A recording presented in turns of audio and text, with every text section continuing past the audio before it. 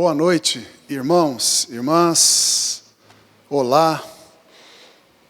Que a graça maravilhosa do nosso Deus e Pai, do nosso Salvador Jesus Cristo, e a paz que vem de Deus, da presença do Espírito Santo em nós, possa inundar a sua vida neste estudo que nós estamos fazendo sobre o tempo do fim.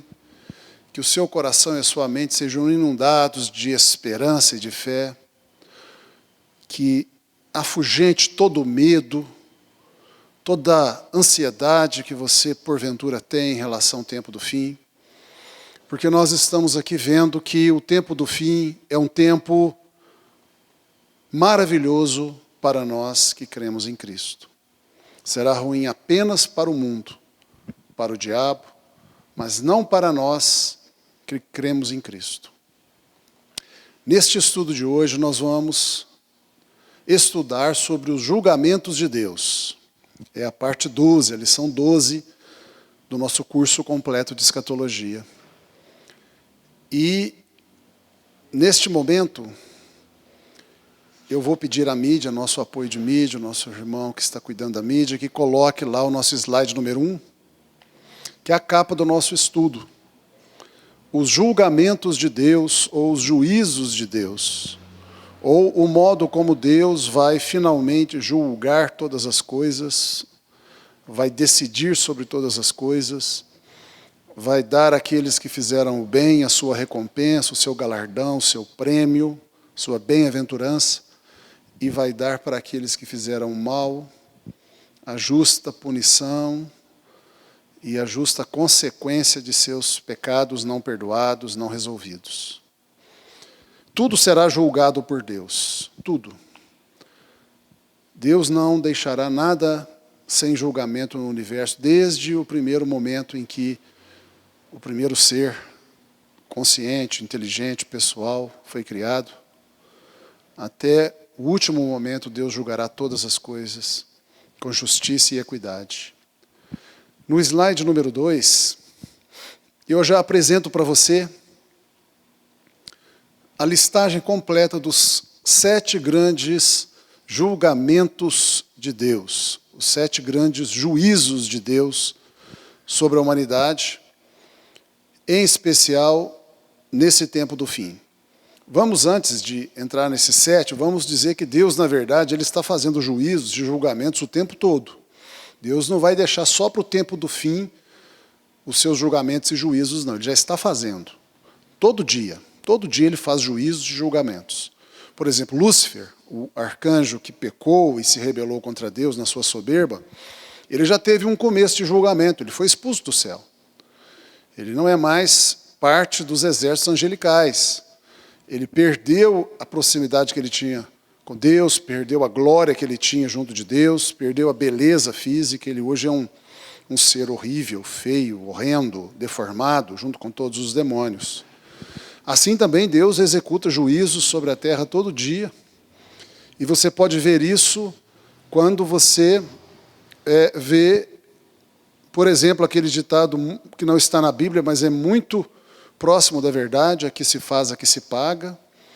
E você vê que Deus está o tempo todo executando juízos na terra. Porém, esses 7 juízos que você está vendo são os juízos que fecham e consumam a história da humanidade e do universo. Vamos agora para o slide 3. Antes disso, vou ler com você. O primeiro juízo, o primeiro julgamento de Deus é o tribunal de Cristo. O segundo é o julgamento de todos os moradores da terra. O terceiro é o julgamento da grande Babilônia. O quarto é o julgamento da nação de Israel. O quinto juízo é o julgamento das nações gentílicas, os gentios, as nações que não são Israel. O sexto é o julgamento dos anjos caídos. E o sétimo é o juízo final. Está em ordem cronológica, inclusive, esses 7 julgamentos. E o tribunal de Cristo vai começar imediatamente depois do arrebatamento da igreja.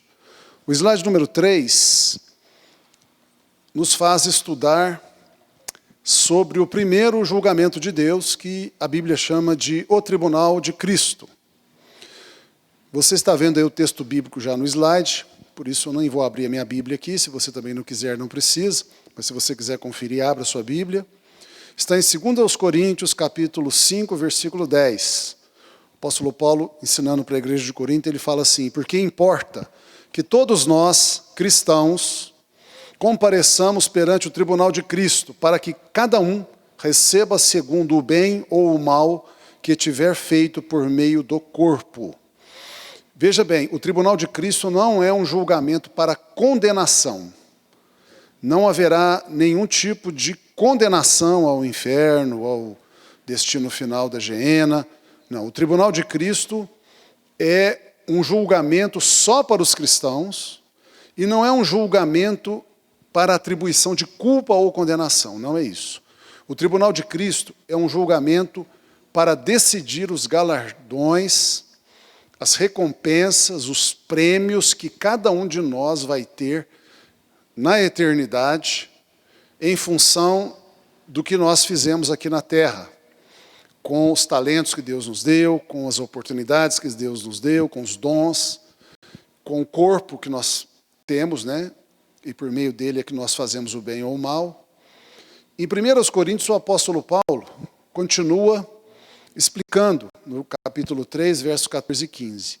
Se permanecer a obra de alguém, está falando de nós cristãos, que sobre o fundamento edificou, o fundamento é a fé cristã. São os fundamentos da fé cristã. Se a obra de alguém, a obra é o comportamento, é o que faz, as atitudes, os serviços prestados, se permanecer a obra de alguém que sobre o fundamento edificou, esse receberá galardão, prêmio, recompensa boa. Se a obra de alguém se queimar, sofrerá ele dano, perda. Mas esse mesmo, esse que a obra se queimou, será salvo, todavia, como que através do fogo. Muito bem. No slide 4, daqui a pouco nós vamos explicar melhor essa questão de obras que se queimam, vamos explicar melhor. No slide 4, nós temos aí uma figura em que Jesus, ele mesmo, está coroando um servo fiel no tribunal de Cristo, estará coroando o servo fiel. Todas as pessoas que servem a Cristo, eu e você, todas as pessoas estarão diante desse tribunal e Jesus pessoalmente julgará cada um de nós e ele decidirá se vai nos coroar, dando aquela palavra boa que a gente vê na Bíblia, servo bom e fiel, serva boa e fiel, entra no gozo do teu Senhor. Esse é um exemplo dessa figura.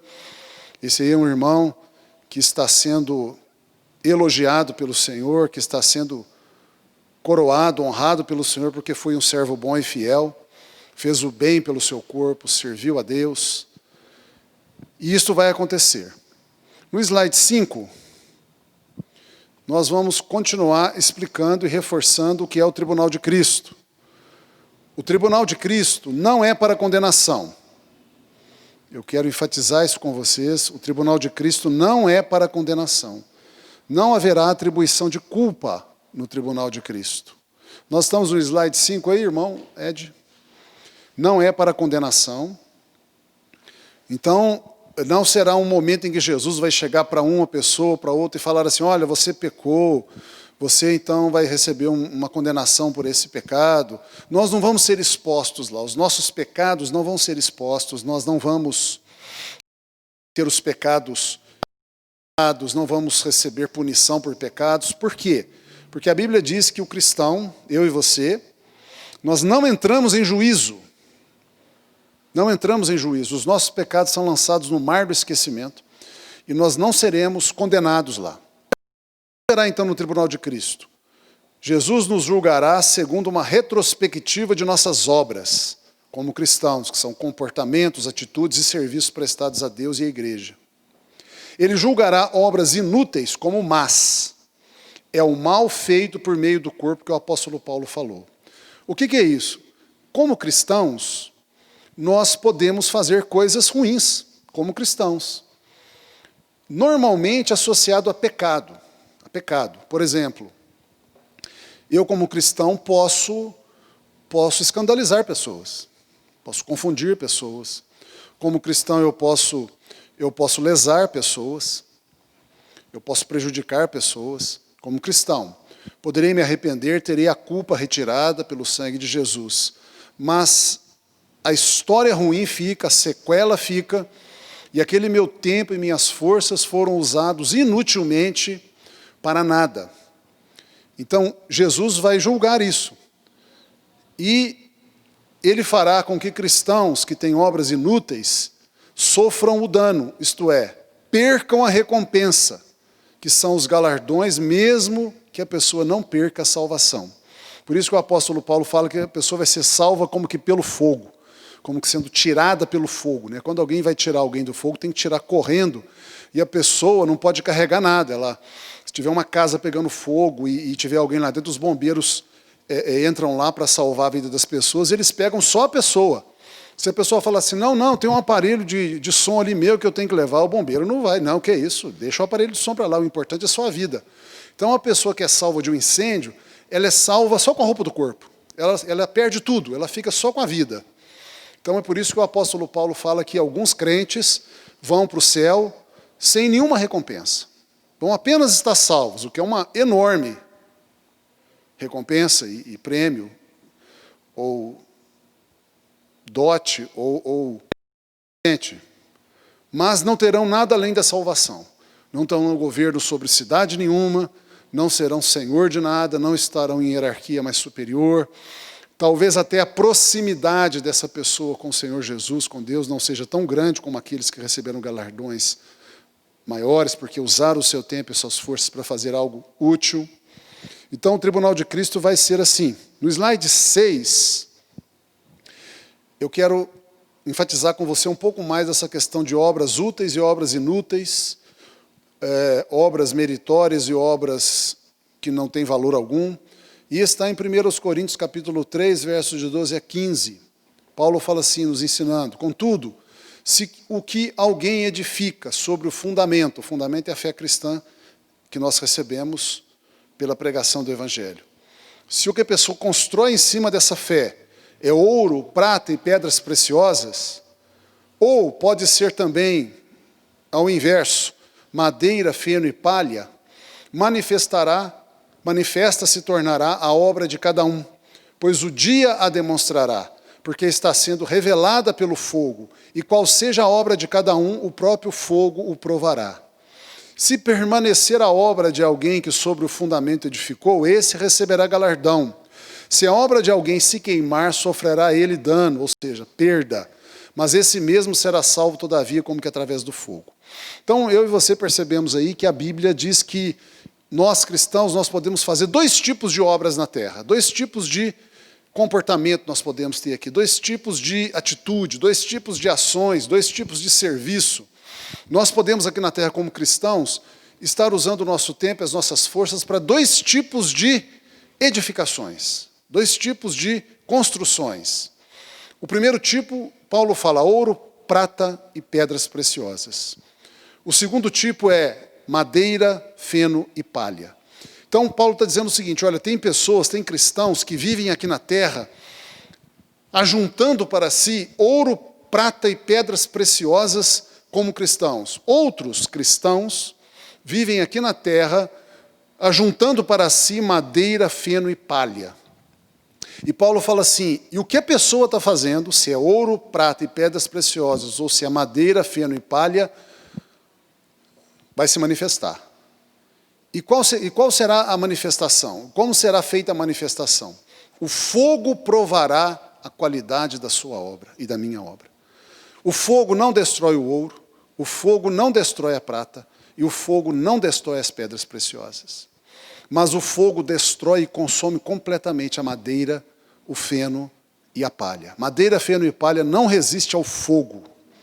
Por isso Paulo fala, se a obra de alguém, se as coisas que alguém fez na vida para Cristo, para o reino de Deus, se o que a pessoa gastou o seu tempo e as suas forças, permanecer diante do fogo, que vai provar todas as obras, esse vai receber galardão, vai receber recompensa. Que recompensa é essa? A Bíblia fala um pouco delas. Por exemplo, coroas. A Bíblia fala de coroas, coroa da justiça, coroa da vida e outras coroas mais. A Bíblia fala de algumas coroas que nós vamos receber lá. Tem também as pedrinhas, né, brancas com o novo nome escrito. E você vai ver lá em Apocalipse, no Novo Testamento, coroas, que significa autoridade e posição de alta hierarquia, e provavelmente também está associado ao gozo, o tipo de gozo que vai ter no céu. Também essa intimidade com Deus, de receber um novo nome que só Deus conhece, né? Mostrando então que o galardão também tem a ver com intimidade com Deus, proximidade de Deus, o tamanho do gozo, do prazer que a pessoa vai ter na vida eterna, na eternidade, será também parte do galardão. Algumas pessoas serão mais felizes que outras, todos serão felizes, porque todos estão salvos. Mas alguns serão mais felizes que outros, terão mais prazer que outros. Isso será eterno, irmão, irmã. Eterno prazer, eterno mais prazer, ou eterno menos prazer. Se a obra de alguém se queimar, antes disso, tem outro galardão que a Bíblia fala, que são autoridade. Alguns terão autoridade sobre 5 cidades, outros terão autoridade sobre 3 cidades, outros terão autoridade sobre uma cidade, outros não terão autoridade sobre nada. Então nós vemos que também faz parte do galardão a posição de governo, que implica em maturidade, implica em competência. E aqui eu quero abrir um parênteses dizendo que a sua competência profissional, ela será valorizada também se você a usa bem. Se você é um profissional ou uma profissional correta, justo, dedicado, que faz o bem ao próximo, que não explora, não engana, que estuda, que se aprimora para ficar cada vez mais competente, mais capaz de servir bem, isso também será, de alguma forma, colocado dentro do seu galardão. Então, vale a pena você também ser uma dona de casa dedicada, uma esposa dedicada, uma mãe dedicada, uma profissional dedicada, a mesma coisa um homem, um pai dedicado, um marido dedicado, um profissional dedicado, porque o Senhor te recompensará por isso também. Porém, se a obra de alguém se queimar, sofrerá ele dano, ou seja, ele vai perder tudo que poderia ter na eternidade, lá no céu, né, na Nova Jerusalém, na Nova Terra, novos céus. Ele vai perder, ele vai ser como uma espécie de mendigo da eternidade. É claro que eu acho que as pessoas vão dizer assim, eu prefiro ser um mendigo no céu do que um bilionário no inferno. Claro que é verdade. Claro que é verdade. Então será uma pessoa que estará salvo, mas será uma pessoa sem nenhum dote, sem nenhum galardão, sem nenhuma recompensa, sem nenhum prêmio. Ele apenas estará salvo, o que é uma enorme coisa, obviamente. A salvação é o bem mais precioso que alguém pode ter. Mas não terá o gozo, o prazer, a autoridade, a proximidade de Deus que ele poderia ter se aqui na terra, agora que os galardões estão sendo decididos ou não, agora, nesse momento, poderia ter e gastou o tempo de cristão com egoísmos, egocentrismos, com coisas inúteis que não edificam, não servem ao reino de Deus, não fazem bem ao próximo. Por isso, irmão e irmã, se você ainda está vivo nesta terra e tem uma vida que não serve muito ao Senhor, ainda dá tempo de você mudar tudo isso. Ainda dá tempo de você pregar o Evangelho para as pessoas, não ter vergonha de Jesus. Ainda dá tempo de você ajudar as pessoas que aceitaram Jesus a se consolidar na fé, sendo batizadas e aprendendo aí os fundamentos da fé cristã. Você pode ser uma pessoa que vai fazer estudo bíblico com os outros, na casa deles. Você pode ajudar a discipular, a ensinar, você pode ajudar na igreja, nos ministérios, você pode ir evangelizar nos hospitais, nas escolas, nas praças, nas casas, em todo momento, toda oportunidade. Você pode ajudar pessoas carentes, você pode fazer um trabalho social que honra o nome de Jesus. Você pode fazer tantas coisas, mesmo o serviço profissional seu, você pode ser um médico cristão de verdade, que não vive pelo dinheiro, nem pela mera e simples acumulação de riquezas. Você pode ser um professor, uma professora que ama os seus alunos, se interessa pelo bem deles, se esforça. Você pode ser uma pessoa que, agora nessa terra, gasta o seu tempo e as suas forças para honrar o nome de Jesus e construir aqui na terra uma história em que as suas obras são ouro, prata e pedras preciosas. Que dia é esse? Você vê no versículo, aí no meio do versículo, que Paulo, o Espírito Santo, usando Paulo, diz: O dia demonstrará que tipo de obra você e eu fizemos. No slide 7, eu circulo para você, no slide 7, o que esse dia é. Esse dia é o tribunal de Cristo. É o dia em que vai ser instalado o tribunal de Cristo. Porque aí, na instalação do tribunal de Cristo, os livros vão ser abertos e as suas obras serão manifestadas. Se elas são ouro, prata e pedras preciosas, você será elogiada, elogiado, honrada, honrado e grandemente recompensado para toda a eternidade por esse tempo pequeno e finito que a gente passa aqui na Terra, essa Terra tão difícil. Mas se você gastou seu tempo e suas forças em coisas inúteis, será mostrado que você levou para o céu, né? Levou não, porque não vai. Que você construiu aqui na terra madeira, feno e palha, e o fogo destruiu tudo isso, ou seja, você perdeu tempo e forças fazendo coisas que servem para nada. Esse dia vai provar tudo isso. No slide seguinte, o slide 8, eu vou colocar para você aí dois textos bíblicos, né? Êxodo 26 e 28, para nós entendermos o que é ouro, prata e pedras preciosas. Então nós vamos na Bíblia, Êxodo 26, agora nós temos que abrir a nossa Bíblia. Você abre a sua Bíblia na sua casa, eu estou abrindo a minha aqui. Eu estou usando a tradução de Almeida, a versão revista atualizada, segunda edição. Êxodo 26, versículos de 14 a 30. Então as instruções de Deus para Moisés construir o tabernáculo de Israel, o templo móvel do deserto, enquanto eles não tinham templo de pedra em Jerusalém, durante muito tempo eles ficaram usando um templo móvel, né, feito de madeira, de peles e de outros metais e outros materiais que eram montados e desmontados na peregrinação do deserto. E Deus dá as instruções. Aí no versículo 14 Deus fala assim: também farás de peles de carneiro, tintas de vermelho, uma coberta para a tenda da congregação, e outra coberta de peles finas. A tenda da congregação era o lugar, a cabana onde os sacerdotes oficiavam, e o sumo sacerdote também. Versículo 15, farás também de madeira de acácia as tábuas para o tabernáculo, as quais serão colocadas verticalmente. Cada uma das tábuas terá 10 côvados, o côvado é mais ou menos 60 centímetros, então 6 metros, de comprimento, e côvado e meio, 90 centímetros mais ou menos, de largura. Cada tábua terá 2 encaixes, travados um com o outro, assim farás com todas as tábuas do tabernáculo. No preparar as tábuas para o tabernáculo, farás 20 delas para o lado sul. Farás também 40 bases de prata debaixo das 20 tábuas, 2 bases debaixo de uma tábua para os seus 2 encaixes e 2 bases debaixo de outra tábua para os seus outros 2 encaixes. Versículo 20, também haverá 20 tábuas ao outro lado do tabernáculo, para o lado norte, com as suas 40 bases de prata, 2 bases debaixo de uma tábua e 2 bases debaixo de outra tábua. Ao lado posterior do tabernáculo, para o ocidente, farás 6 tábuas. Farás também 2 tábuas para os cantos do tabernáculo na parte posterior, as quais por baixo estarão separadas, mas em cima se ajustarão à primeira argola. Assim se fará com as 2 tábuas, serão 2 para cada um dos 2 cantos. Assim serão as 8 tábuas com as suas bases de prata, 16 bases, 2 bases debaixo de uma tábua e 2 bases debaixo de outra tábua. Farás travessas de madeira de acácia, 5 para as tábuas de um lado do tabernáculo, 5 para as tábuas do outro lado do tabernáculo, e 5 para as tábuas do tabernáculo ao lado posterior que olha para o ocidente.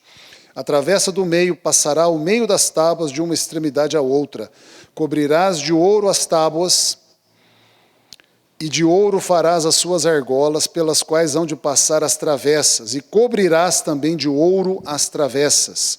Levantarás o tabernáculo segundo o modelo que te foi mostrado no monte. Veja aqui que foi falado de ouro e de prata. Nós estamos vendo que o tabernáculo tinha peças de madeira de acácia, ouro e prata. Lembre-se que madeira pega fogo e não vai para o céu. Êxodo 28, versículo 3. Falarás também a todos os homens hábeis, a quem enchido o espírito de sabedoria, que façam vestes para Arão, para consagrá-lo, como sumo sacerdote de Israel, irmão de Moisés, para que ministre o ofício sacerdotal. As vestes, as roupas de Arão, pois que farão são estas: um peitoral, uma estola sacerdotal, uma sobrepeliz, uma túnica bordada, mitra e o cinto. Farão vestes sagradas para Arão, teu irmão, Moisés, e para seus filhos, para me oficiarem como sacerdotes. Tomarão ouro, estofo azul, púrpura, carmesim e linho fino, e farão a estola sacerdotal de ouro, e estofo azul, e púrpura, e carmesim, e linho fino retorcido, obra esmerada. Terá 2 ombreiras que se unam às 2 extremidades, e assim se unirá. E o cinto de obra esmerada, que estará sobre a estola sacerdotal, será de obra igual, da mesma obra de ouro, e estofo azul, e púrpura, e carmesim, e linho fino retorcido. Tomarás 2 pedras de ônix e gravarás nelas os nomes dos filhos de Israel. Pedra de ônix, o ônix é uma pedra preciosa. 6 de seus nomes numa pedra preciosa e os outros 6 na outra pedra preciosa, segundo a ordem do seu nascimento. Conforme a obra de lapidador, como lavores de sinete, gravarás as 2 pedras com os nomes dos filhos de Israel, engastadas ao redor de ouro as farás. E porás as 2 pedras nas ombreiras da estola sacerdotal, por pedras de memória aos filhos de Israel, e Arão levará os seus nomes sobre ambos os seus ombros para a memória diante do Senhor. Farás também engastes de ouro, e 2 correntes de ouro puro, obra de fieira as farás, e as correntes de fieira prenderás nos engastes. Farás também o peitoral do juízo de obra esmerada, conforme a obra da estola sacerdotal o farás. De ouro, estofo azul, púrpura, carmesim e linho fino retorcido o farás. Quadrado e duplo, será de 1 palmo o seu comprimento e de 1 palmo a sua largura. Colocarás nele engaste de pedras, pedras preciosas, com 4 ordens de pedras. A ordem do sárdio, topázio e carbúnculo será a primeira ordem, 3 pedras preciosas. 18. A segunda ordem será de esmeralda, safira e diamante, outras 3 pedras preciosas. A terceira ordem será de jacinto, ágata e ametista. A quarta ordem será de berilo, ônix e jaspe, 12 tipos de pedras preciosas. Elas serão guarnecidas de ouro nos seus engastes. As pedras preciosas serão conforme os nomes dos filhos de Israel, 12. Segundo os seus nomes, serão esculpidas como sinetes, cada uma com seu nome, para as 12 tribos. Há vários materiais no tabernáculo, mas nós vamos estudar aqui o significado dos 3 tipos mencionados no tribunal de Cristo: ouro, prata e pedras preciosas. Ouro na Bíblia significa sempre o caráter de Cristo. Então você que preza por ser uma pessoa igual a Jesus, honesto como Ele, verdadeiro como Ele, sincero como Ele, amoroso como Ele, compassivo como Ele, trabalhador como Ele, fiel como Ele, leal como Ele, um homem de fé e esperança, uma mulher de fé e esperança como Ele é, obediente ao seu pai como Jesus é, ama sua esposa como Jesus é. Se você tem esse caráter vai receber galardão no céu. E o fogo não destrói esse caráter. O fogo do sofrimento, o fogo da provação, o fogo da dor, da perseguição, da injustiça, da maldade deste mundo, não destruirá o caráter de Cristo em você.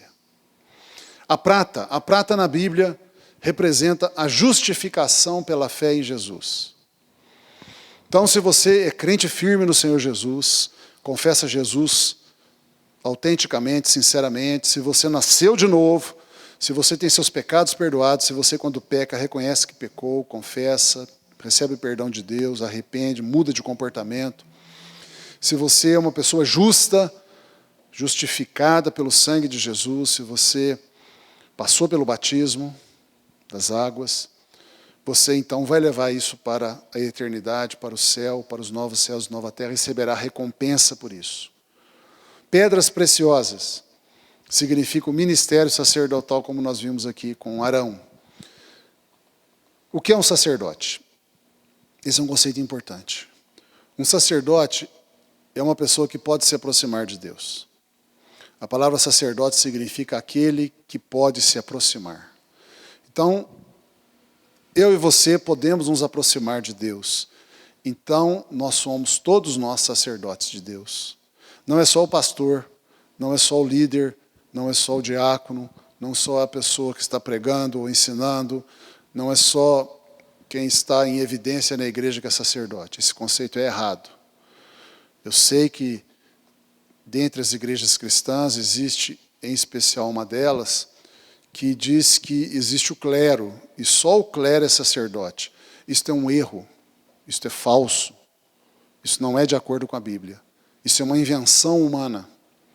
E os homens inventam coisas que não estão na Bíblia e erram por isso, e ensinam errado e fazem você pensar errado e praticar errado.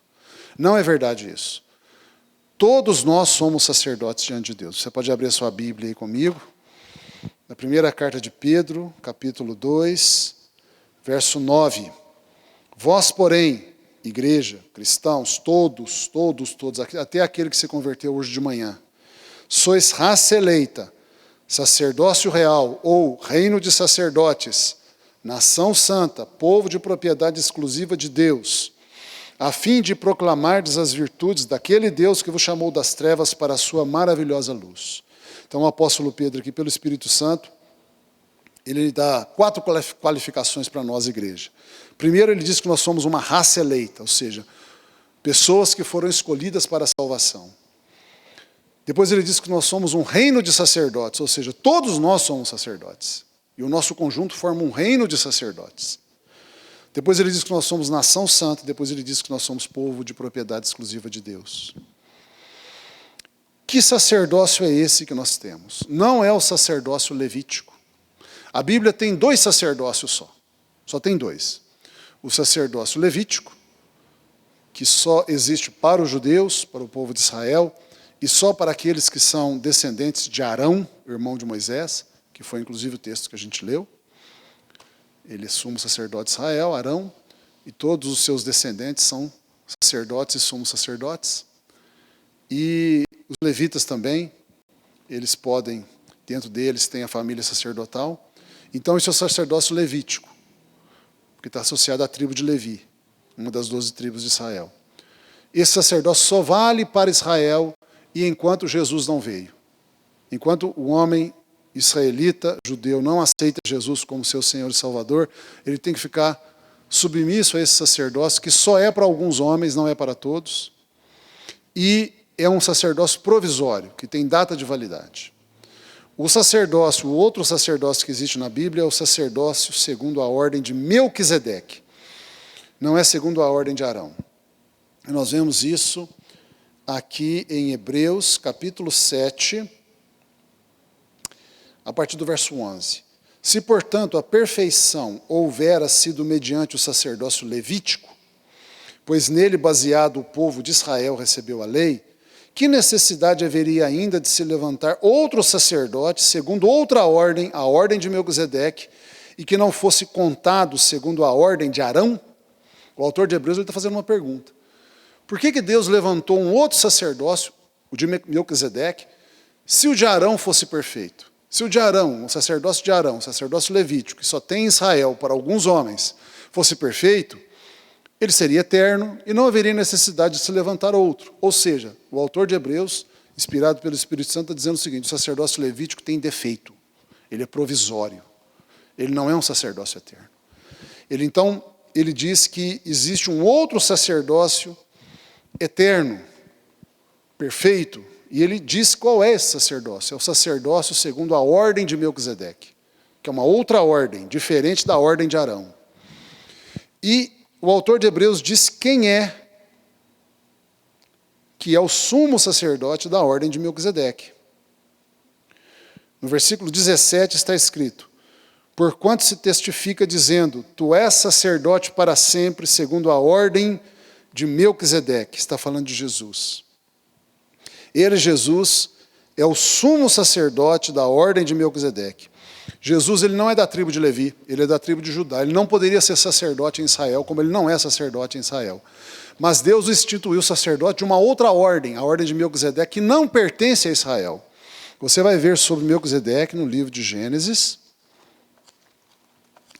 você vai ver aparecendo a ordem de Melquisedeque em Gênesis, capítulo 14, verso 18 em diante. Melquisedeque, rei de Salém, trouxe pão e vinho para Abraão, era sacerdote do Deus Altíssimo, Melquisedeque. E abençoou ele, Melquisedeque, a Abraão, e disse: Bendito seja Abraão pelo Deus Altíssimo, que possui os céus e a terra, e bendito seja o Deus Altíssimo, que entregou os teus adversários nas tuas mãos, e de tudo lhe deu Abraão o dízimo. Aqui nós temos um momento em que a Bíblia apresenta o sacerdócio de Melquisedeque. E aparece assim, do nada, antes do sacerdócio levítico, que veio acontecer muito tempo depois, 500 anos depois que veio aparecer o sacerdócio levítico. Abraão estava lá voltando da guerra, né, para libertar seu sobrinho Ló, e aparece esse homem, Melquisedeque, que era rei e sacerdote ao mesmo tempo. Em Israel, o rei era um e o sacerdote era outro. Aqui nós temos um homem que ao mesmo tempo é rei e sacerdote, Melquisedeque. Melquisedeque significa rei de justiça. Esse homem governava uma cidade chamada Salém, que significa paz. Então, o rei de justiça governa a cidade da paz. E esse homem abençoa Abraão. Ora, a Bíblia diz claramente que só um superior pode abençoar o inferior. Um inferior não pode abençoar um superior. Só o superior é que abençoa o inferior. Então, esse fato aqui mostra que Melquisedeque era superior a Abraão. Era maior que Abraão. E mais ainda, se ele era maior que Abraão, era, portanto, maior que todos os descendentes de Abraão também, e, portanto, era maior que Arão, que era descendente de Abraão. Então, Melquisedeque é um sacerdote, um sumo sacerdote maior que Arão, e a ordem de Melquisedeque é superior à ordem de Arão, ao sacerdócio levítico.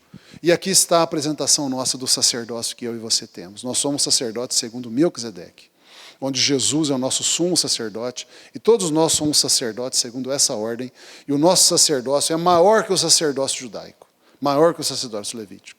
Então você e eu somos sacerdotes, todos nós somos, todos os cristãos, homens e mulheres, são sacerdotes de Deus Altíssimo. Isso significa que você pode se aproximar de Deus em intimidade a hora que você quiser, pelo sangue de Jesus.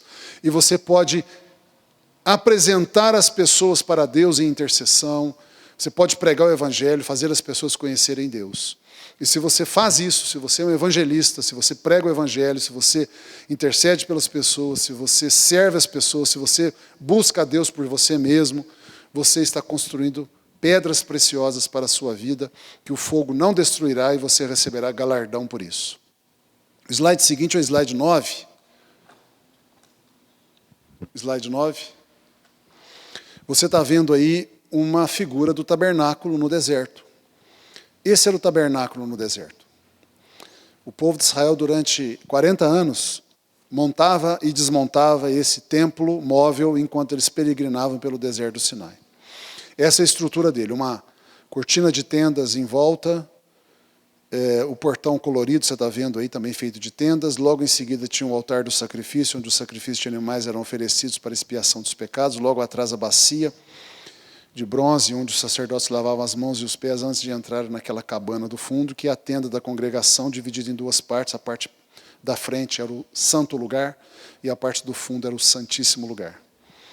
O slide 10, a gente dá um close aí na entrada do tabernáculo.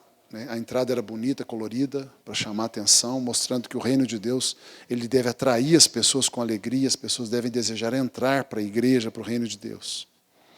O slide 11 dá um close nas tendas, nas cortinas, melhor dizendo, nas cortinas que formavam as paredes, né, externas do tabernáculo. E estes postes que você está vendo aí, eles tinham bases de prata. No slide 12, tem um close maior, são cordinhas segurando para eles não caírem, e as bases de prata sobre os quais estavam calcados esses postes. O slide 13, ele dá para nós uma vista da roupa do sumo sacerdote, slide 13, da roupa do sumo sacerdote, e o peitoral é destacado na figura de baixo, e você está vendo aí as 12 pedras preciosas no peitoral que ficava na frente da roupa do sumo sacerdote. O slide 14, Agora nós vamos falar dos materiais que não podem ser usados para a construção da casa de Deus, não podem ser usados na construção do reino de Deus, não vão para o céu. O fogo vai queimar e vai ficar aqui na terra. Eu estou dizendo para você que você só vai levar para o céu ouro, prata e pedras preciosas. Se você gastar a sua vida ajuntando madeira, feno e palha, vai ser tudo queimado e vai ficar aqui, você vai de mãos vazias para o céu. Não vai ter galardão, não vai ter recompensa. Então, esse slide 14, ele fala o que é madeira. A madeira é um material que queima mais lento. É mais difícil queimar um pouco. Resiste um pouco mais ao fogo, mas vai queimar. O feno queima mais rápido que a madeira. Um pouco mais lento que a palha. E a palha é aquele material que queima muito rápido. É uma vida, obra, comportamento completamente sem valor para Deus. Completamente sem valor. Eu vou dizer que a palha é a vida de alguém que vive realmente para si mesmo o tempo todo. É o egoísmo, é o cristão egoísta, que só pensa em si mesmo, só nos seus prazeres, só nos seus interesses, só ajuntando tesouro aqui na terra, só gastando o seu tempo para si mesmo. Não vai ter galardão por isso, nenhum. É perda de tempo total. O feno, talvez não tanto egoísmo, não tanto egocentrismo, mas não vai para o céu também. Não vai para o céu também. E a madeira também não vai. O slide 15. Eu falo um pouquinho mais desses três materiais inúteis, dizendo que eles são madeira, feno e palha, as obras do cristão que para nada servem na edificação da igreja. São as palavras e as ações e as atitudes que não edificam coisa alguma, não edificam nada na vida dos outros, não contribuem em nada na vida dos outros. O fogo provará a obra de cada um, se é ouro, prata e pedras preciosas ou se é madeira, feno e palha.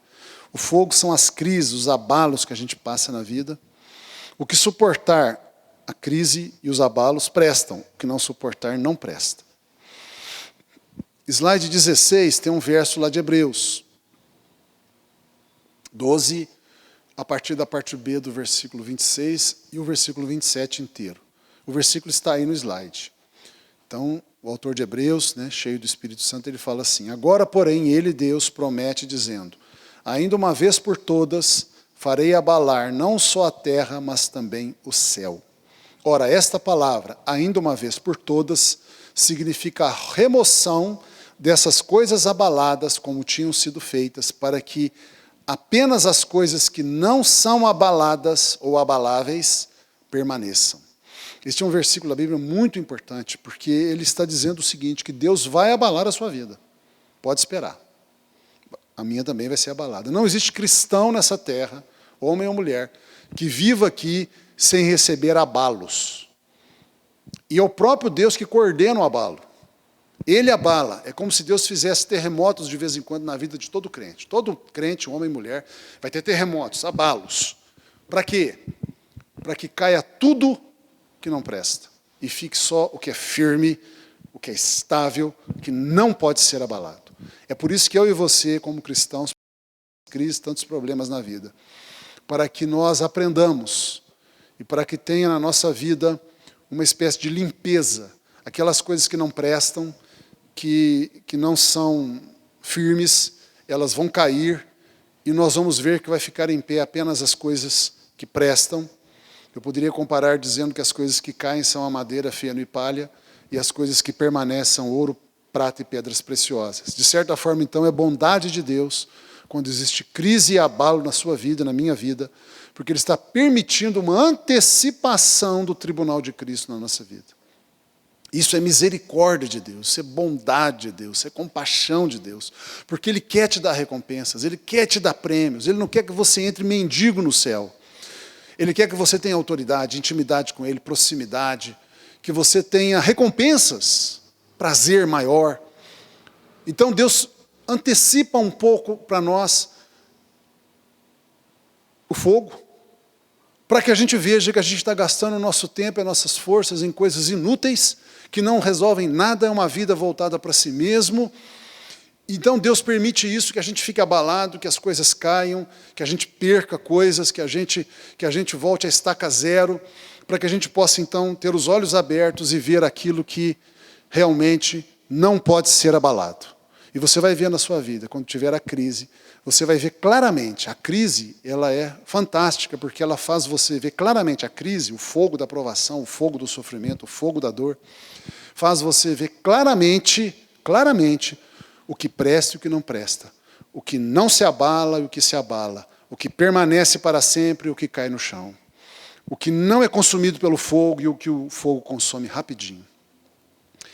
Vamos para o slide 16 agora, o segundo julgamento. Slide 17, desculpe, 17. O segundo julgamento, o julgamento de todos os moradores da terra. O tribunal de Cristo vai acontecer no céu. Quando a gente for arrebatado, toda a igreja será arrebatada, vai para o terceiro céu. Lá no terceiro céu vai ser feito o tribunal de Cristo. Não vai ser feito na terra, vai ser feito no céu. O tribunal de Cristo, o julgamento vai ser feito no céu. E lá no céu estará acontecendo tudo isso. E aqui na terra começa o período da 70ª semana de Daniel, aquele período de aproximadamente 10 anos, em que a terra vai receber o tempo de maior sofrimento e de maior engano que já houve em toda a história da humanidade. No final, durante esse processo da 70ª semana, nós vamos ter ali 2 metades de 7 anos, será feito 2 metades, uma de 3 anos e meio, outra de 3 anos e meio. A primeira metade chama princípio das dores, a segunda metade chama-se grande tribulação. E no princípio das dores e na grande tribulação é que é feito o julgamento de todos os moradores da terra. Vamos ler Apocalipse 6, de 15 a 17.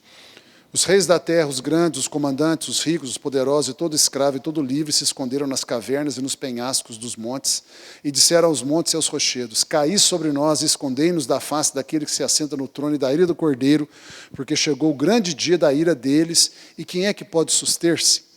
No livro de Apocalipse, as 3 héptades, os 7 selos, as 7 trombetas e as 7 taças, somados, constituem esse juízo de todos os moradores da terra. No slide 18, você está vendo aí no slide 18, uma figura em que você vê o horror que vai ser a terra nesse tempo. Será isso aí para pior.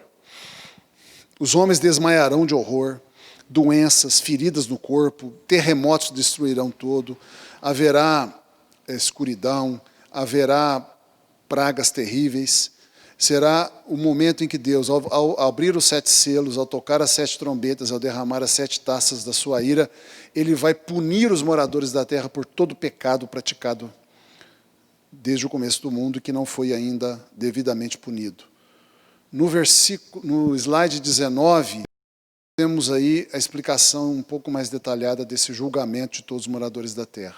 Será o tempo em que se desenvolve a abertura dos 7 selos descritos no Apocalipse, a partir do capítulo 6, o toque das 7 trombetas e o derramamento das 7 taças da ira de Deus. Esse julgamento será feito para punir toda a maldade dos habitantes da terra, toda a pedofilia, tráfico de mulheres, prostituição, traições, lesões, corrupção, tudo que você pode chamar de pecado, assassinatos, estrupos, tudo que você pode chamar de pecado e de mal, Deus vai usar esse tempo para punir a maldade feita na terra. Esse julgamento atingirá a todos os que não forem arrebatados, tanto cristãos como não cristãos. Não será realizado para destruição, mas sim para arrependimento. É algo tremendo.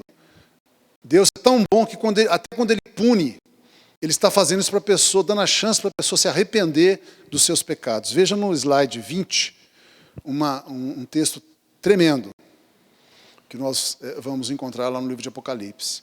Slide 20, em Apocalipse 9, versos 20 e 21, está escrito assim: os outros homens, aqueles que não foram mortos por estes flagelos, os flagelos que julgam os moradores da terra, eles não se arrependeram das obras das suas mãos, não deixaram de adorar os demônios, não deixaram de adorar os ídolos de ouro, de prata, de cobre, de pedra e de pau, que não podem ver, nem ouvir, nem andar. E esses homens não se arrependeram dos seus assassínios, nem das suas feitiçarias, nem da sua prostituição, e nem dos seus furtos. Percebe, irmão e irmã, que Deus fez tudo isso para as pessoas se arrependerem, para serem salvas. Mas nem com esse sofrimento os homens vão se arrepender, vão continuar maus e pecadores.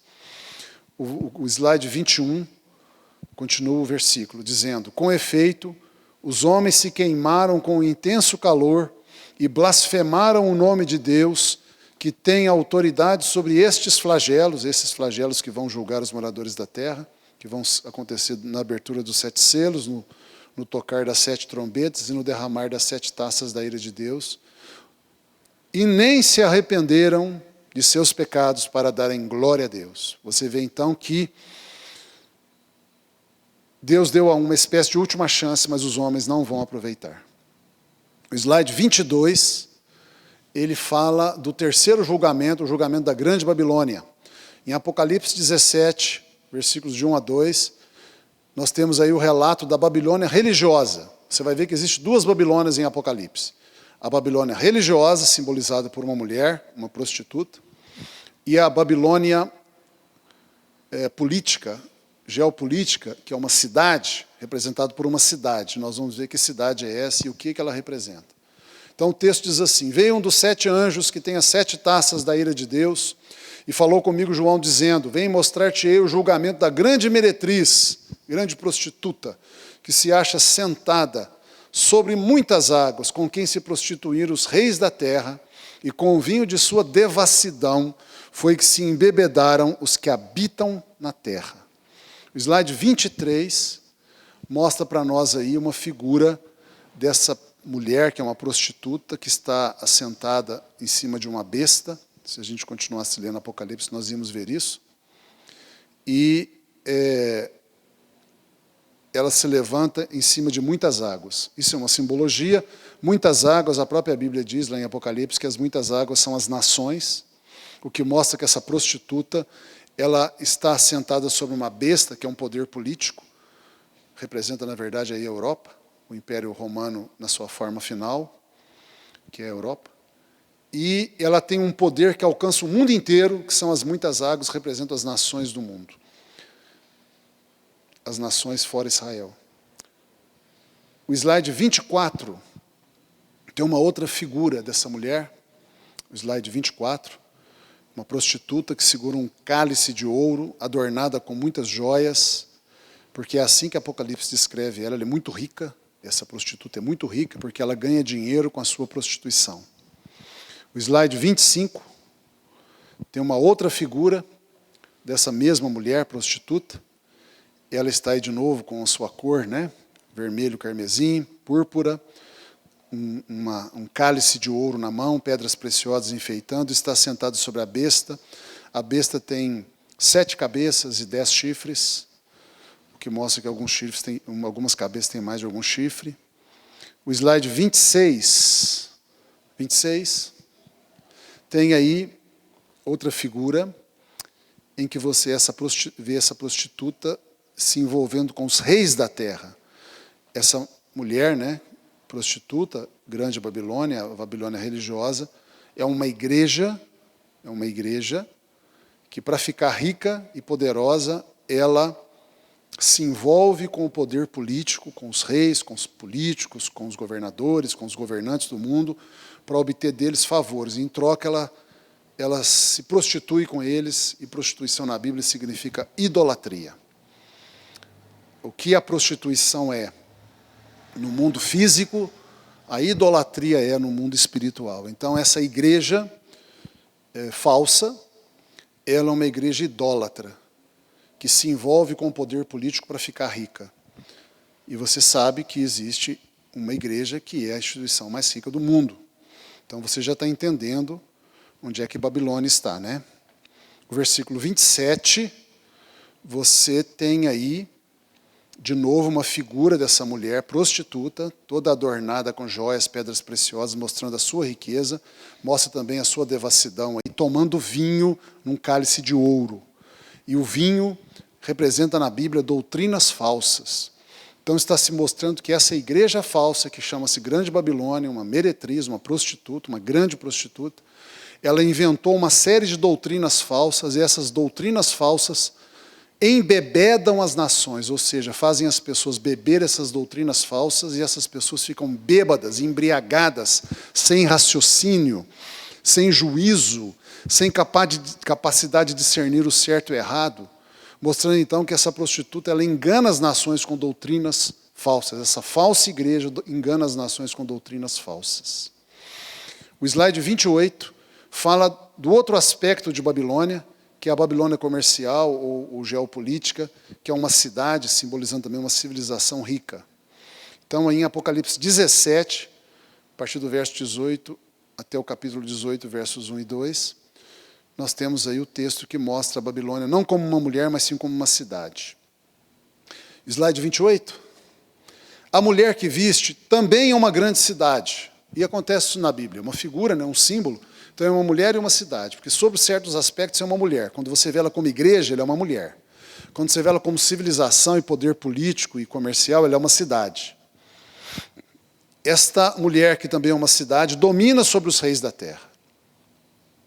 Depois destas coisas, João, vi descer do céu outro anjo, que tinha grande autoridade, e a terra se iluminou com a sua glória. Então exclamou com potente voz, dizendo, caiu a grande Babilônia, e se tornou morada de demônios, covil de toda espécie de espírito imundo e esconderijo de todo gênero de ave imunda e detestável. O slide 29 continua dizendo, ouvi outra voz do céu dizendo, retirai-vos dela, povo meu, para não serdes cúmplices em seus pecados e para não participardes dos seus flagelos, porque os seus pecados, dessa igreja falsa, que também é uma cidade, uma civilização rica, se acumularam até o céu, e Deus se lembrou dos atos iníquos que ela praticou. Dai-lhe em retribuição, como também ela retribui, pagai-lhe em dobro segundo as suas obras, e no cálice em que ela misturou bebidas fortes, misturai dobrado para ela. Então, aí no slide 29, nós estamos vendo que Deus está dizendo para a gente sair dessa igreja falsa. Retirai-vos dela, povo meu. Então, primeira coisa que a gente vê, Deus está dizendo que tem gente dele dentro dessa igreja falsa. Pessoas dele, pessoas que ele escolheu para a salvação. Está lá dentro, e não são poucas. Eu mesmo estava. E muitos outros estavam.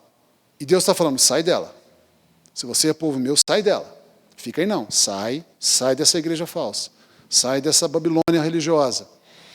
Para que você não seja cúmplice dos seus pecados. Para que você não seja cúmplice da idolatria que está lá. Para que você não seja cúmplice dos pecados sexuais que está lá. Para que você não seja cúmplice das feitiçarias que está lá. E para não participar dos seus flagelos, porque Deus vai destruir essa igreja falsa. Ela vai ser destruída. Porque os seus pecados se acumularam até o céu e você vê que Deus vai punir.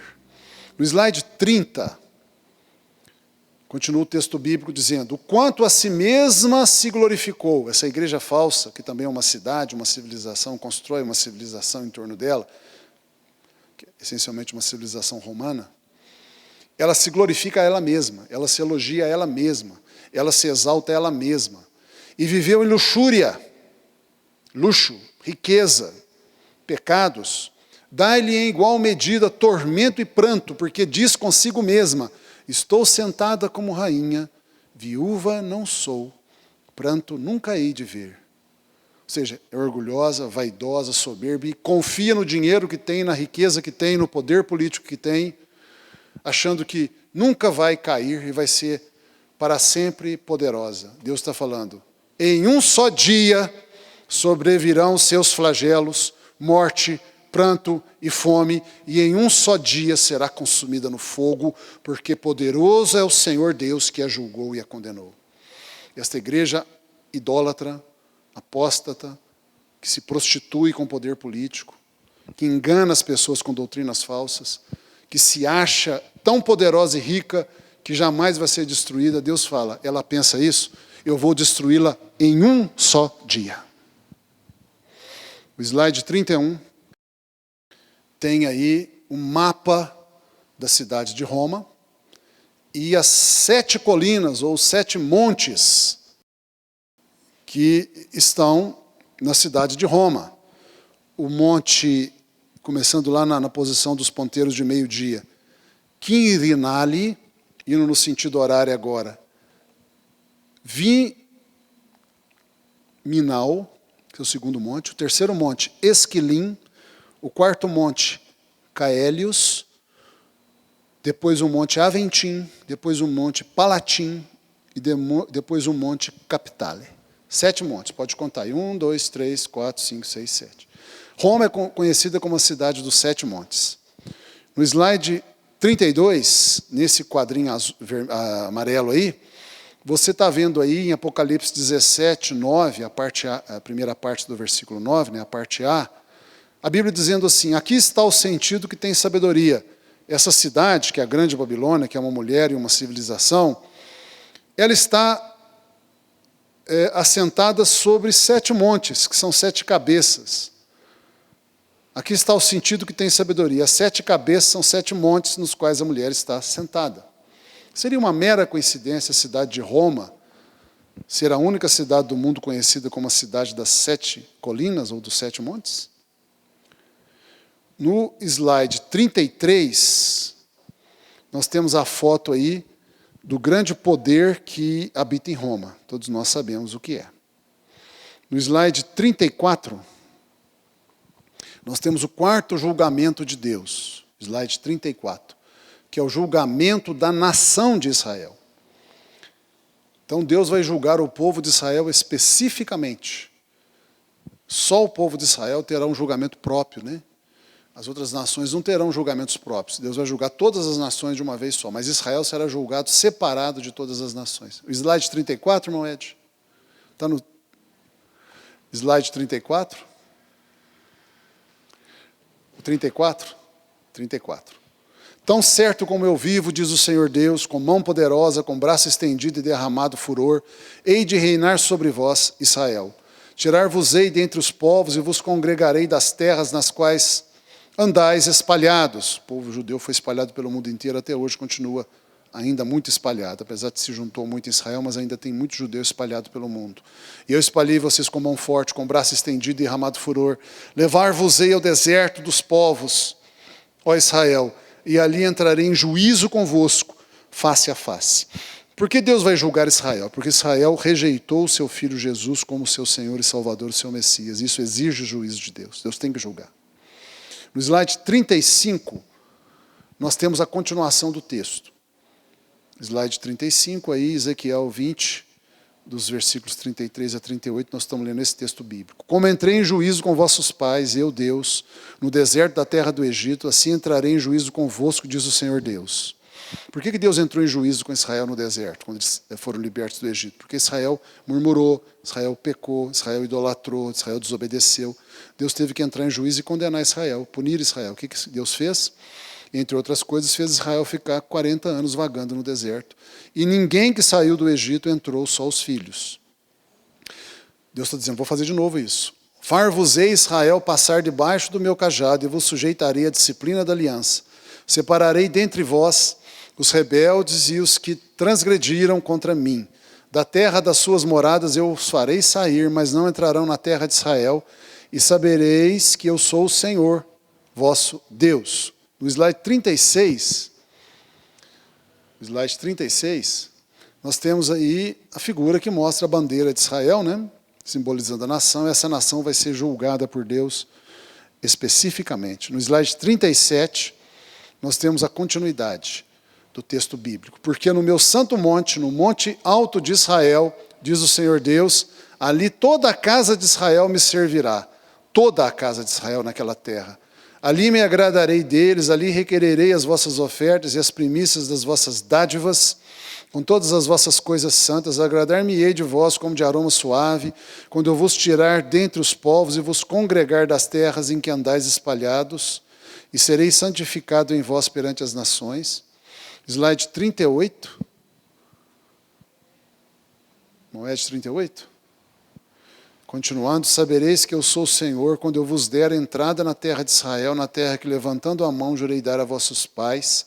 Ali vos lembrareis dos vossos caminhos, de todos os vossos feitos com que vos contaminaste, e terei nojo de vós mesmos, dos vossos pecados, da rejeição que vocês fizeram do meu filho. Vocês vão se arrepender, vão chorar por todas as vossas iniquidades que tendes cometido. O slide 39. Sabereis que eu sou o Senhor, quando eu proceder para convosco por amor do meu nome, não segundo os vossos maus caminhos, nem segundo os vossos feitos corruptos, ó casa de Israel, diz o Senhor Deus. Slide 40, texto de Malaquias agora, mostrando o julgamento da nação de Israel. Eis que eu envio o meu mensageiro, que preparará o caminho diante de mim. Malaquias 3, de 1 a 6. De repente virá ao seu templo o Senhor, a quem vós buscais, o anjo da aliança a quem vós desejais. Eis que ele vem, diz o Senhor dos exércitos. Mas quem poderá suportar o dia da sua vinda? Está falando de Jesus voltando. Slide 41, ainda o texto de Malaquias. E quem poderá subsistir quando ele, o Senhor, voltar, o Senhor Jesus voltar? Aparecer? Porque ele é como fogo do ourives e como a potassa dos lavandeiros. Potassa é o sabão que limpa tudo. Assentar-se-á como derretedor e purificador de prata. Purificará os filhos de Levi e os refinará como ouro e como prata, com fogo, com sofrimento. Eles serão ao Senhor justas ofertas. Eles trarão ao Senhor justas ofertas. Então a oferta de Judá e de Jerusalém será agradável ao Senhor como nos dias antigos e como nos primeiros anos. Slide 42, continuando o texto. Chegar-me-ei a vós outros para juízo. Eu, Deus, vou fazer juízo com você, Israel. Serei testemunha veloz contra os feiticeiros que há em Israel, contra os adúlteros que há em Israel, contra os que juram falsamente em Israel, contra os que defraudam o salário do jornaleiro, do trabalhador por dia, né? Jornaleiro aí não é o rapaz que vende jornal, não. É quem trabalha recebendo por dia, que precisa receber todo dia, por semana, porque ele trabalha para comer. Então tem pessoas em Israel que defraudam, que lesam o trabalhador, e oprimem a viúva e o órfão, e torcem o direito do estrangeiro, e não me temem, diz o Senhor dos Exércitos. Porque eu, Senhor dos Exércitos, não mudo, por isso vós, ó filhos de Jacó, não sois consumidos, mas eu vou fazer juízo contra você, Israel. Esses pecados não vão ficar impunes. No slide 43 temos um texto de Romanos, capítulo 11, versículos 25 a 27. Porque não quero, irmãos, que ignoreis este mistério, para que não sejais presumidos em vós mesmos, que veio endurecimento em parte a Israel, endurecimento de coração, para não crer em Cristo, até que haja entrado a plenitude dos gentios. E assim, quando a plenitude dos gentios se consumar, todo Israel será salvo, como está escrito, virá de Sião o libertador, e ele apartará de Jacó as impiedades. Esta é minha aliança com eles, quando eu tirar os seus pecados. É o juízo de Deus sobre a nação de Israel, punindo os pecadores, purificando a nação, para que ela possa servir a Deus definitivamente em santidade. O slide 44 fala do quinto juízo de Deus, o julgamento das nações gentílicas. Slide 44 fala o que Deus vai fazer com relação às nações que não são Israel. Veja você que Deus vai julgar Israel especificamente, e as outras nações Ele vai julgar tudo de uma vez só. Todas as outras nações que não são Israel serão julgadas também. Está em Joel, capítulo 3, verso de 1 a 2. Eis que naqueles dias, naquele tempo, no tempo do fim, no dia desse juízo, que vai acontecer no fim da grande tribulação, a nação de Israel vai ser julgada no fim da grande tribulação, e as nações gentílicas também no fim da grande tribulação. Em que mudarei a sorte de Judá e de Jerusalém, congregarei todas as nações, as outras nações, e as farei descer ao vale de Josafá, que é um lugar em Israel. E ali entrarei em juízo contra estas nações, por causa do meu povo e da minha herança Israel, a quem estas nações espalharam por entre os povos, repartindo a minha terra entre si. Slide 45 é uma figura em que Jesus está aí reunindo todas as nações diante dele para julgar as nações. Slide 46 é um texto de Mateus 25, versículos de 31 a 46, que mostra como será o detalhe, como é que Jesus fará o julgamento das nações gentílicas, das pessoas que não são judias, como será feito. Diz assim o texto bíblico aí no slide 46. Quando vier o Filho do Homem, Jesus, na sua majestade, a volta de Jesus, final da grande tribulação, e todos os anjos com ele, então se assentará no trono da sua glória, e todas as nações serão reunidas em sua presença, e ele separará uns dos outros, como o pastor separa dos cabritos as ovelhas, e porá as ovelhas à sua direita, mas os cabritos porá à esquerda.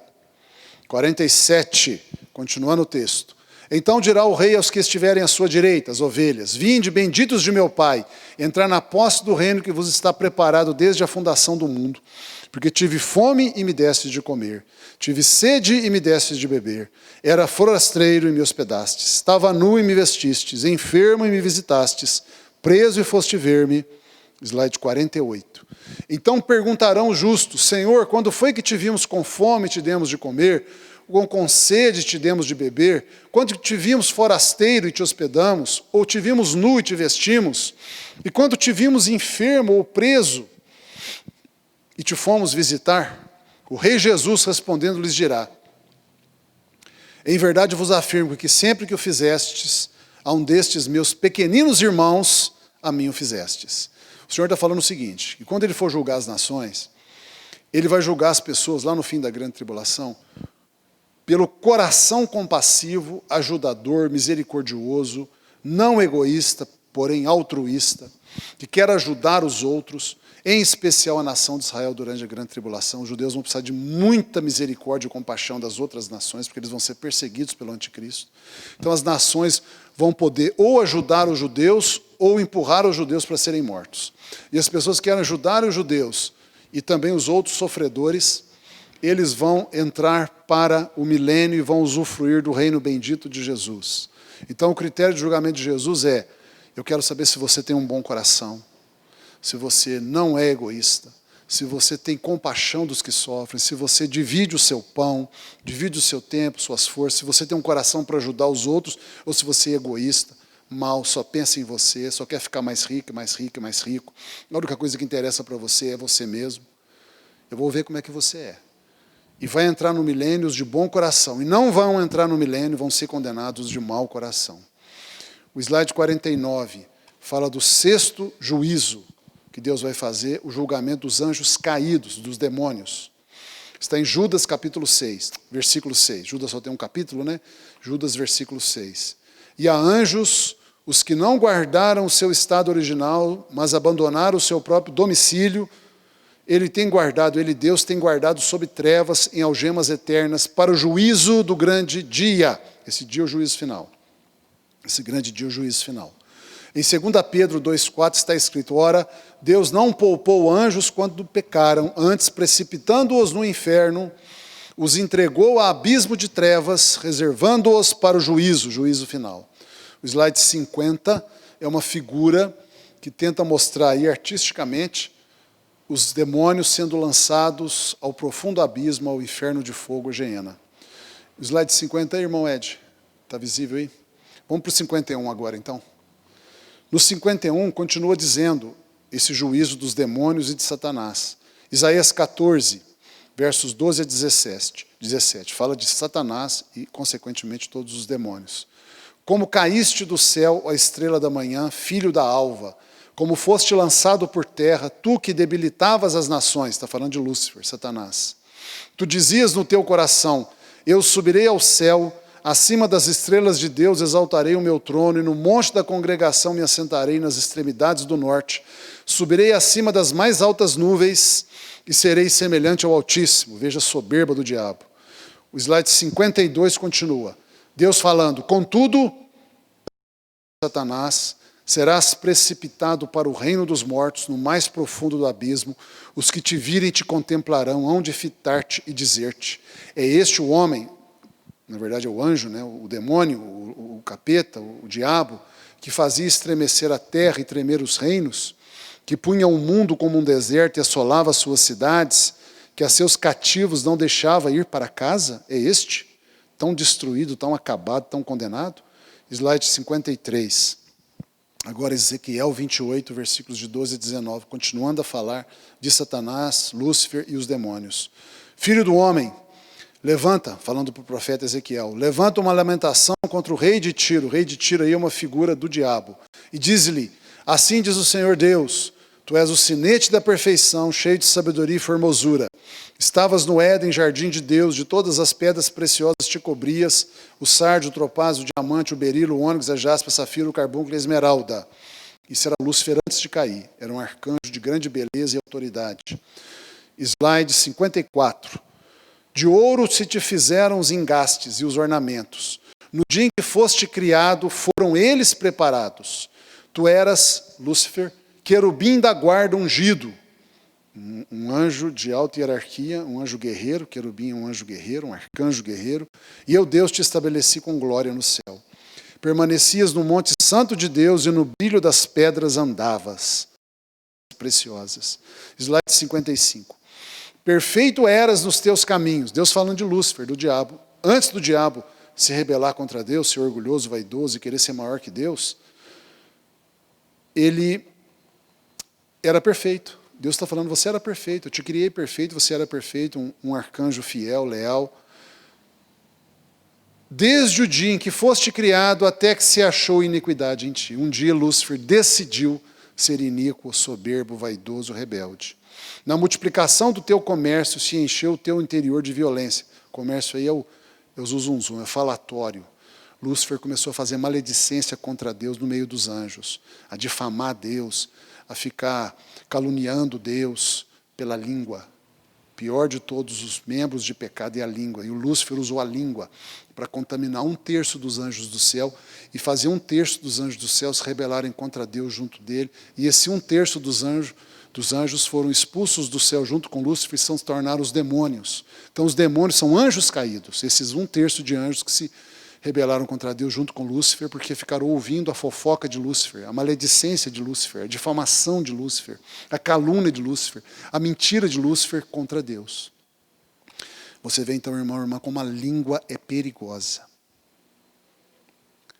A língua é perigosa. Tome cuidado. Tome cuidado.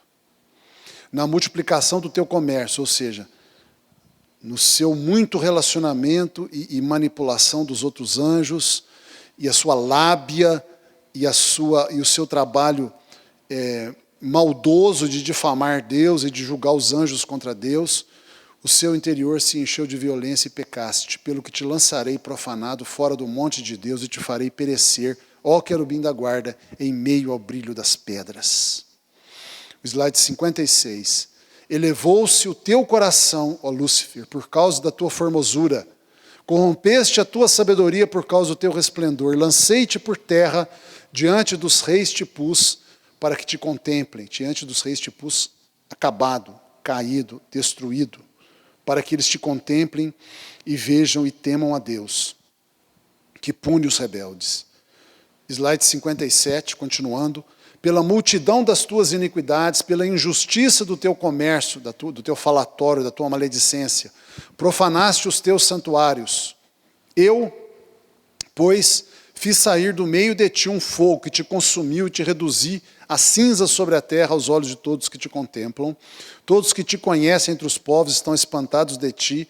Vens a ser objeto de espanto e jamais subsistirás. Slide 58. Apocalipse, capítulo 20, verso 10. O diabo, o sedutor deles, das nações, foi lançado para dentro do lago de fogo e enxofre, onde já se encontram não só a besta, como também o falso profeta, e serão atormentados de dia e de noite pelos séculos dos séculos, ou seja, para sempre, sem fim. É o inferno final, a geena, onde vão estar o diabo, todos os demônios, o anticristo, o falso profeta, e todos os ímpios condenados no juízo final.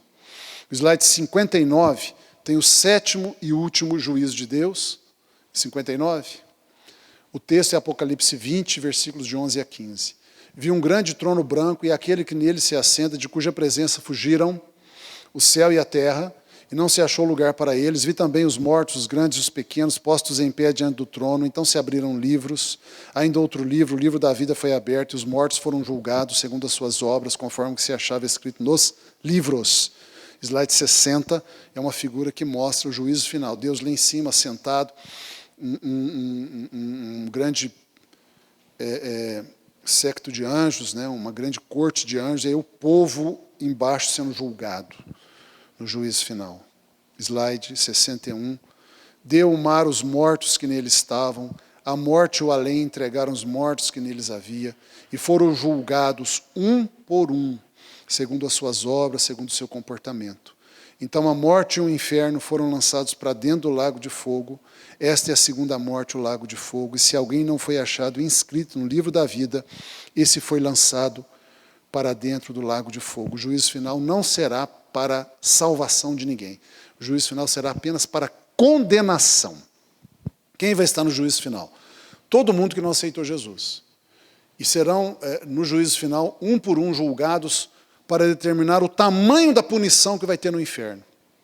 O tamanho do sofrimento, o lugar do inferno que vai estar, o que tipo de sofrimento vai ter em função dos pecados que fizeram na terra.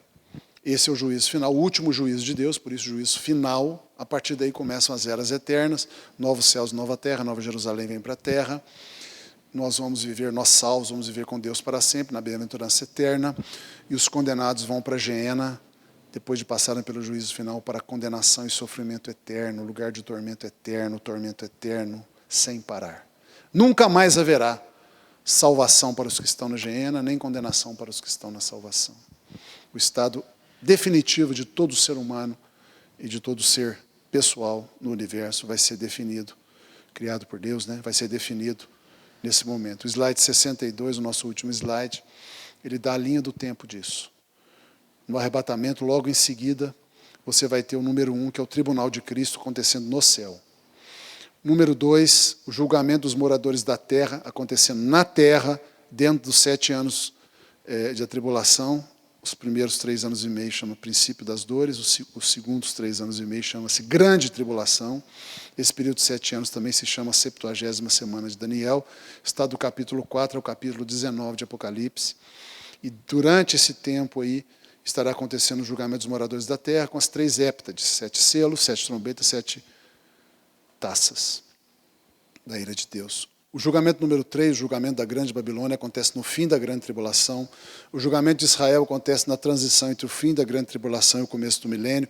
Logo em seguida começa o julgamento dos gentios, das nações gentílicas. Por fim, um pouquinho antes do juízo final, Deus faz o julgamento dos demônios e de Lúcifer e os condena. E por fim de tudo mesmo, no final do milênio, o juízo final é executado, onde todos os ímpios finalmente são lançados na Geena. E com esse estudo longo, nós cobrimos aí em detalhes todos os julgamentos que Deus tem para fazer. Vamos orar? Pai Santo, nós oramos em nome de Jesus, te agradecemos, porque nós não entramos em juízo. Nós que cremos em Jesus, estamos salvos e não vamos passar por nenhum juízo de condenação. E nos ajuda, ó Deus, abre os nossos olhos, nosso entendimento, para entendermos que nós temos que gastar a nossa vida, tempo e forças, para servir ao Senhor, construindo aqui uma história e uma obra de ouro, prata e pedras preciosas. Oramos assim, agradecidos em nome de Jesus. Amém. Deus te abençoe, irmão e irmã. Uma semana de vitória abençoada para você. Até o próximo estudo. Glória a Deus.